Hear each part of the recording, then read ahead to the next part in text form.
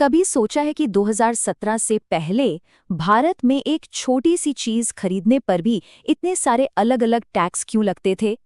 चलिए आज इसी कहानी की तह तक चलते हैं और समझते हैं कि भारत ने अपनी इस बेहद पेचीदा टैक्स व्यवस्था को कैसे बदला।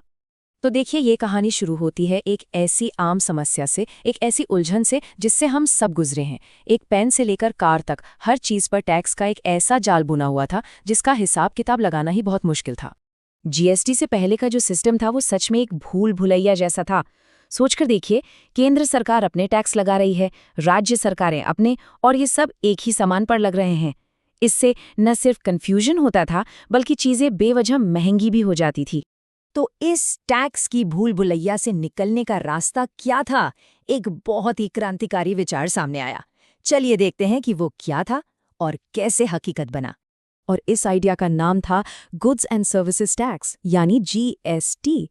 इसे डिजाइन ही इसलिए किया गया ताकि टैक्स के उस उलझे हुए जाल को हटाकर एक सीधा, सरल, एकीकृत सिस्टम लाया जा सके। एक ऐसा सिस्टम जो कारोबारियों और आम लोगों दोनों की जिंदगी आसान कर दे। इसके पीछे जो सोच थी वो जितनी सरल थी उतनी ही शक्तिशाली भी। एक राष्ट्र, एक कर, मतलब पूरे देश में एक सामान पर एक ही तरह का टैक्स। लेकिन ये अप्रत्यक्ष कर या इनडायरेक्ट टैक्स, इसका असल में मतलब क्या है और ये काम कैसे करता है? चलिए इसे आसान भाषा में समझते हैं। एक छोटा सा उदाहरण लेते हैं। मान लीजिए किसी ने 10,000 रुपए का एक फोन खरीदा। उस पर 18% जीएसटी लगा, जो हुआ 1,800 रुपए। तो ग्राहक ने दुकानदार को कुल 11,800 रुपए दिए। अब दुकानदार इसमें से 1,800 रुपए सरकार को जमा कर देगा। मतलब टैक्स दिया तो ग्राहक ने, पर जमा दुकानदार ने किया। इसीलिए इसे इनडायरेक्ट कहते हैं। तो डायरेक्ट और इनडायरेक्ट टैक्स में असल फर्क क्या है?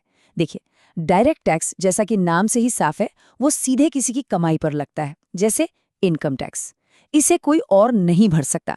लेकिन जीएसटी जैसा इनडायरेक्ट टैक्स सामान और सेवाओं पर लगता है, जिसका बोझ कारोबारी आगे ग्राहक पर डाल देता है। और हाँ, ये सब ऐसे ही नहीं होता। ऐसा नहीं है कि सरकार जब चाहे कोई भी टैक्स लगा दे। हमारे संविधान के अनुच्छेद 265 में साफ साफ लिखा है कि कोई भी टैक्स बिना कानून बनाए नहीं लगाया जा सकता। ये हमारे लोकतंत्र का एक बहुत ही बुनियादी सिद्धांत है। इतना बड़ा बदलाव ये कोई एक रात में नहीं हुआ। ये एक बहुत लंबा सफर था, लगभग 2 दशक का सफर, जिसमें कई सरकारें बदलीं और न जाने कितने घंटों की बहस हुई। तो देखिए, इसकी शुरुआत हुई 1999 में प्रधानमंत्री अटल बिहारी वाजपेयी की सरकार के समय। फिर 2004 में विजय केलकर टास्क फोर्स ने इस पर मुहर लगाई। लेकिन रास्ता आसान नहीं था। 2011 में कोशिश नाकाम रही। फिर 2014 में एक नया बिल आया और आखिरकार 1 जुलाई 2017 को जीएसटी पूरे देश में लागू हो गया। सबसे जरूरी बात यहाँ ये समझने की है कि जीएसटी लाने के लिए भारत के संविधान को बदलना पड़ा। सोचिए, इतना बड़ा कदम आखिर क्यों? क्योंकि पहले केंद्र और राज्यों दोनों के पास टैक्स लगाने की अलग अलग शक्तियां थीं। जीएसटी के लिए इन सब को एक साथ लाना जरूरी था। तो इतनी मेहनत, इतनी बहस, इस सब का नतीजा क्या निकला? चलिए अब जरा आंकड़ों पर नजर डालते हैं कि इससे सरकार की कमाई पर क्या फर्क पड़ा। उत्तर प्रदेश जैसे एक बड़े राज्य का उदाहरण लेते हैं। यहाँ स्टेट जीएसटी यानी एसजीएसटी कमाई का सबसे बड़ा जरिया बन गया है। यहाँ तक कि इसने शराब पर लगने वाली एक्साइज ड्यूटी को भी पीछे छोड़ दिया है। ये एक बहुत बहुत बड़ा बदलाव है। और ये सिर्फ राज्यों की बात नहीं है, राष्ट्रीय स्तर पर भी केंद्र सरकार की जो कुल कमाई है उसमें जीएसटी का हिस्सा 18% है। मतलब उधार और इनकम टैक्स के बाद ये तीसरा सबसे बड़ा कमाई का जरिया है। 18%, यानी केंद्र के कुल रेवेन्यू का लगभग 5वां हिस्सा। इससे पता चलता है कि ये टैक्स देश की अर्थव्यवस्था के लिए कितना जरूरी हो गया है। और ये पैसा जाता कहाँ है? ये वही पैसा है जिससे सड़कें बनती हैं, रेलवे चलती है, स्कूल, अस्पताल और देश की सुरक्षा का काम होता है।